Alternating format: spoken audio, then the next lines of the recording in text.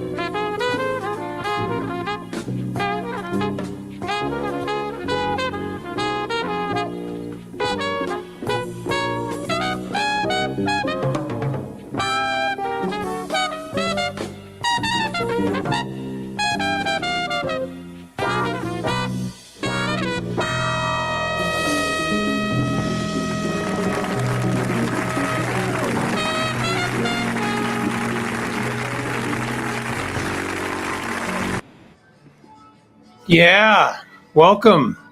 Happy Easter, Passover, Ramadan, whatever holiday might be happening in your world. I'm Bret Primack. Good morning from Guanajuato, Mexico. Good afternoon to our friends in the East Coast, New York, Washington, Boston. Hello to a late afternoon bunch over in Europe, London, Paris, moving further east.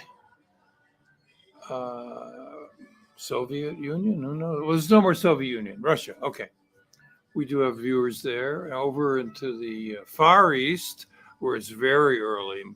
Good morning, middle of the night, to LA, San Francisco, Seattle, Hawaii. Good morning. Welcome to this week's show.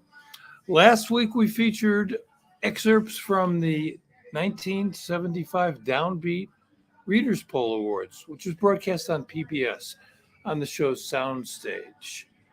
And some really great music there, and also an interesting perspective on where jazz was at in 1975.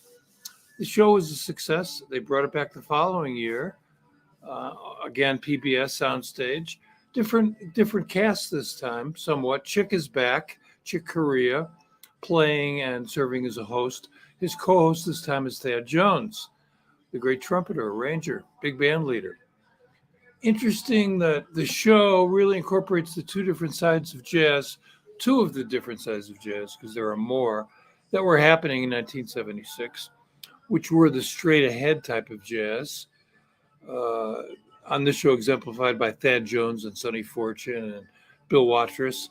And then also the newer music, the electric music, the fusion music that Chick and Stanley Clark and Billy Cobham, Jean-Luc Ponty, Gary Burton somewhat were doing.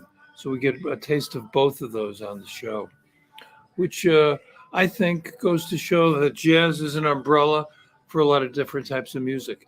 Now, what's different about this time, whoops, sorry, hit the table there, is that there's fewer people, so longer performances, more of an opportunity to stretch out, and some great surprises.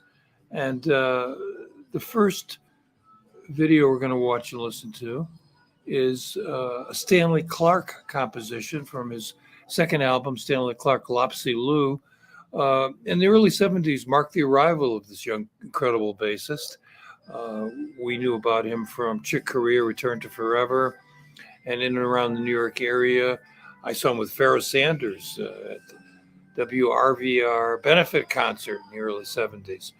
Just an incredible player. Of course, he's gone on both with Return to Forever, different collaborations with Chick, his own music, collaborations with George Duke, film scores, one of our best bassists and one of the nicest people as well. I have a tremendous amount of respect for Stanley Clark, the musician and the man. And also here, in addition to Chick and Billy Cobham on drums, we have Jean-Luc Ponty on violin. Also in the early 70s, that brought us Jean-Luc Ponty, the French violinist who worked so well on this music.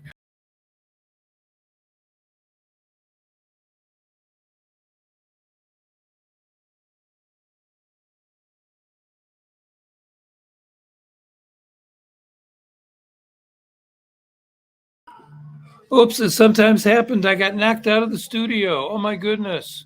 So I'm going to have to bring up the tracks individually here, and that is not a problem. So here we go with Stanley Clark and Lopsy. Composition from an album of his called Stanley Clark, and this one is called Lopsy. Yeah.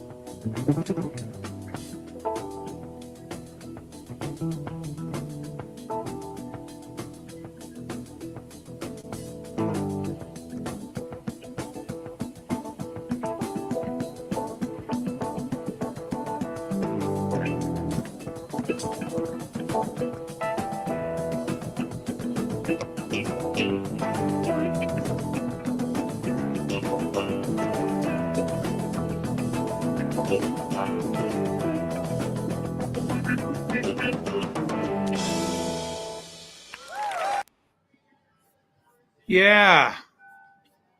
Hello again to those who've just joined us. Chick Corea, Stanley Clark, Billy Cobham, Jean-Luc Ponty, Lopsy Lou. Another artist that came on really strong, especially in 1976, will be George Benson. Now, George Benson had been around for a while. His first recordings on Columbia Records with his group came out in the mid-'60s. The group that featured the late, great Ronnie Cooper on baritone sax, Lonnie Smith on organ, Dr. Lonnie Smith, and I think at that point, Jimmy Lovelace on drums.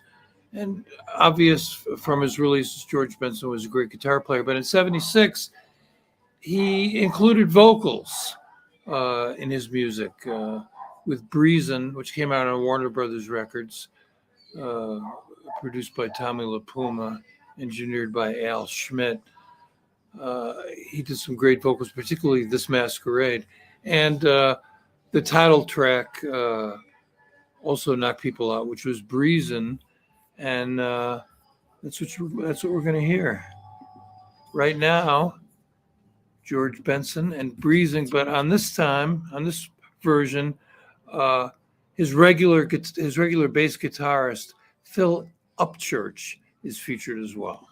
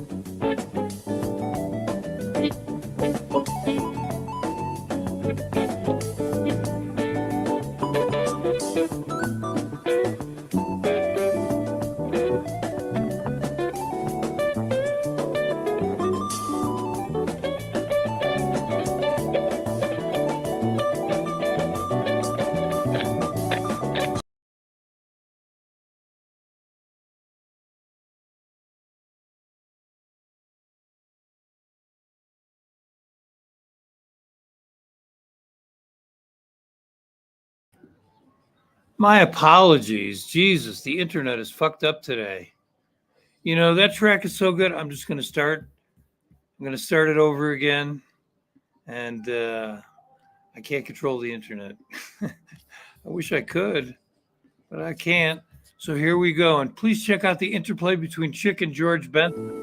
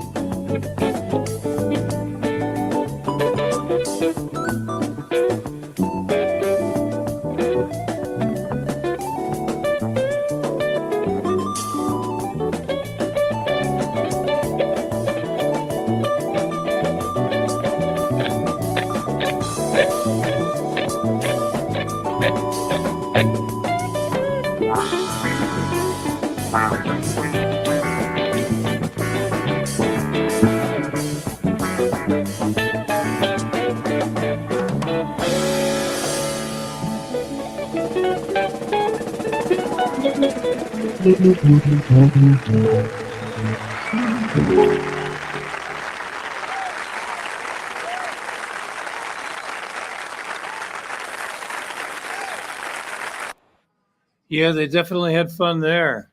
Man, when great musicians come together like that and things just line up properly, it's very, very powerful. That the interplay between Chick and George Benson there was great. Chick is a great comper. For those who don't know, it means when someone's soloing, what you play in the back or what you play to like inspire them.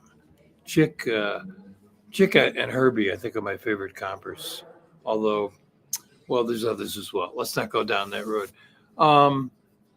But George Benson, loud and clear, mid 70s. And here's another thing with George Benson from the show with Ron Carter. Ron Carter being still one of our great bassists, arrived in the 60s with the Miles Davis quintet of that era with Herbie and Tony and Wayne and Miles. And still with us today. In fact, on YouTube, there is a fantastic Ron Carter documentary that I strongly recommend. And here, Ron and George play Lover Man.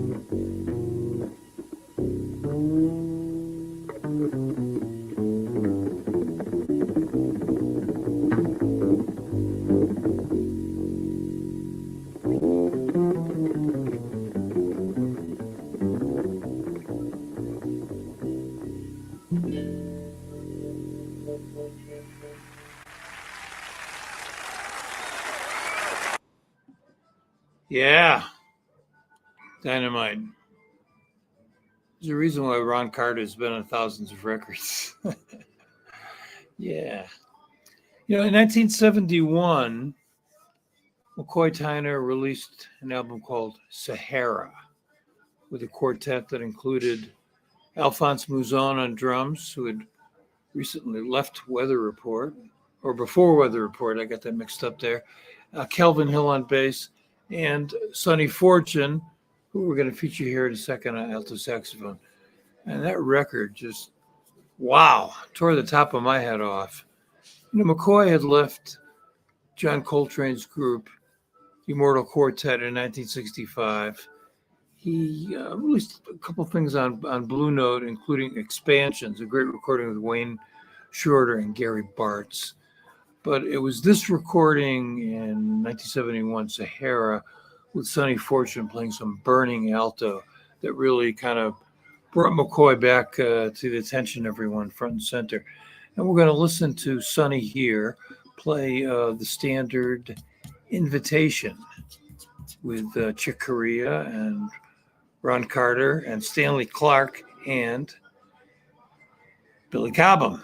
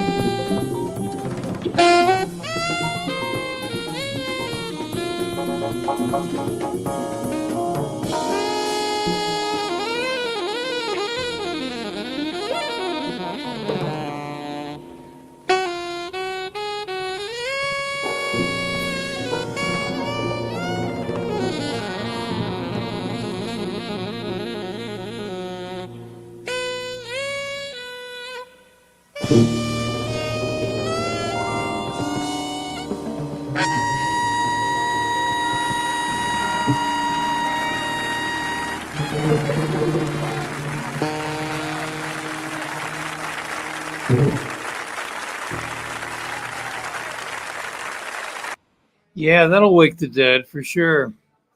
And when's the last? I never heard Stanley Clark and Ron Carter play together.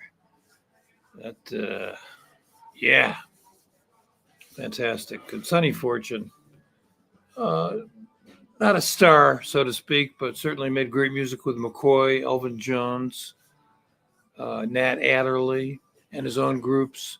A bunch of wonderful recordings on Blue Note. I don't know if they're still in print or available online. I knew Sonny. He lived around the corner from me on 102nd Street and Broadway. I was on 101st and Broadway. And I recall one night at the Village Vanguard in the kitchen, hanging out with musicians. Buster Williams, the bassist, was there, and Sonny Fortune walked in. Buster Williams said, "Here comes the man worth a fortune." Yeah, musical fortune for sure. Now, a treat, because we're going to watch some video of someone who doesn't have very much video. Of course, everyone knows the Jones family in jazz. We've had a number of great jazz families, the Marsalises, the Heath brothers, the Mangione brothers. I could go on, but in this case, I'm talking about the Jones brothers from Detroit, from Pontiac to be exact. Of course, the most famous member of the family being drummer Elvin Jones. And alongside Elvin, Hank on piano. And then we know our next featured artist, Thad Jones, mainly from his work with the Thad Jones Mel Jazz Orchestra, who arrived in the mid-'60s. And to this day, even though Thad is no longer with us and Mel is no longer with us, they're now the Village Vanguard Jazz Orchestra, and they're still playing some of those original charts by Thad. Thad was a great composer and arranger and also trumpeter. And sadly, not enough people know about his trumpet playing. So I was very happy to find this particular clip which features him on the standard Autumn Leaves with the band on the show here, Chick Stanley and Billy Cobham. Thad Jones on cornet.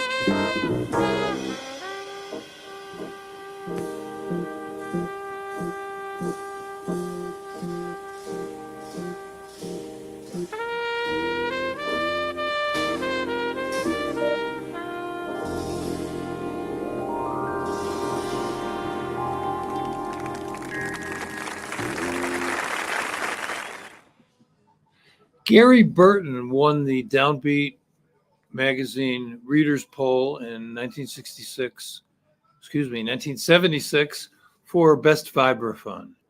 Gary, for me, arrived in the mid-60s when he was playing with Stan Getz and coming out of the tradition of Milt Jackson and Bobby Hutcherson. Gary was a fantastic musician, great vibist, one of my favorite instruments that maybe people don't want to carry around. It's kind of heavy. There've been some great vibe players in jazz for sure. And around this time, Gary did some collaborations, one with Chick Corea, Crystal Silence, another one, I think he did a couple with Chick, and he did one with Keith Jarrett and his own music. And then he went on to get involved in jazz education. He ran the Berklee School of Music for decades. Yeah, I think he's just retired in the past 8 or 9 years. Made a very big contribution to the music in jazz education. And we hear him here on a Steve Swallow composition, Falling Grace. Gary Burton.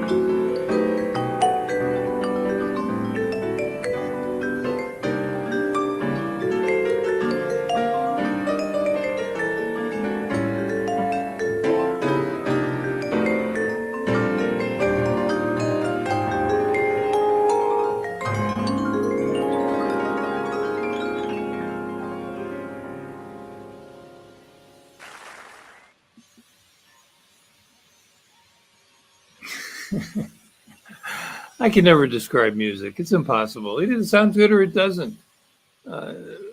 So many critics analyze and seem to, be able to hear things and write about them. I don't know. I just can't do that.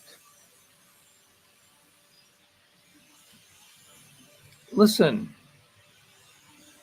I think one of the hardest instruments to play is the trombone.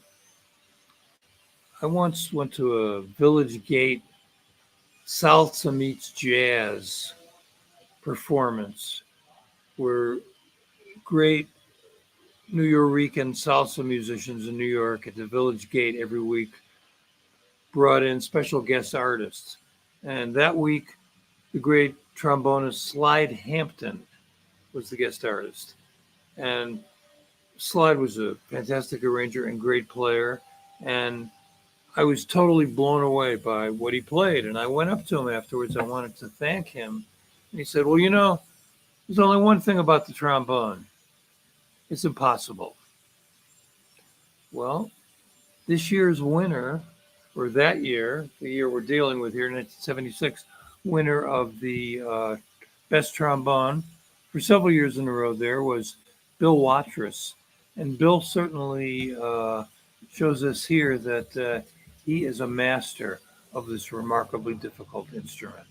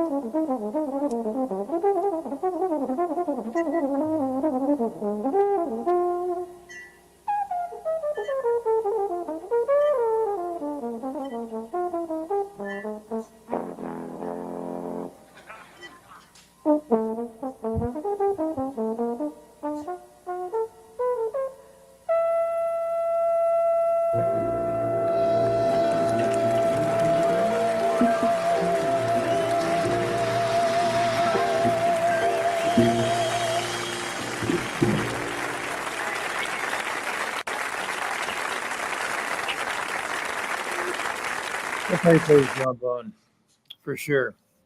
Yeah, I agree with Mike Farmer's comment here. A musician like that, he makes it seem so easy when in fact it's not. Trombone is incredibly difficult. I know, I played the trombone for a while, not for long. One more to go, the finale of our proceedings today. Miles Davis, All Blues, excuse me, featuring everyone. Thanks for joining me.